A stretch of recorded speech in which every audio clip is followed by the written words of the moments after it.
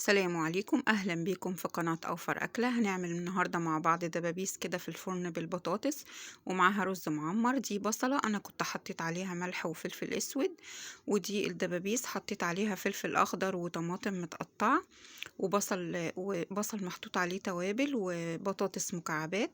ولعت عليهم كده على النار شوية، دخلوا في السوا شوية كده، وبعد كده دخلتها في الفرن.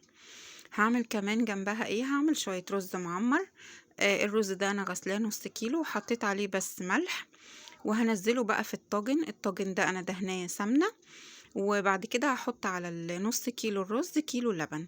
حطيت هنا معلقة سمنة كده كويسة حلوة سايحة عشان تدخل في الرز على طول.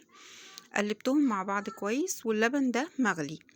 هنزل بقى باللبن المغلي دوت على الرز، وبعد كده هحط معلقة قشطة وعليها معلقة سمنة، وهحطهم برضو على الرز قبل ما يدخل الفرن.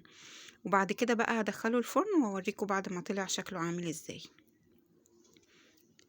دي القشطة ومعاها السمن، قلبهم كده تقليبة بسيطة مع بعض، وهحطهم من فوق الوش على زي ما انتوا شايفين كده فوق وش الطاجن، وهدخله بقى الفرن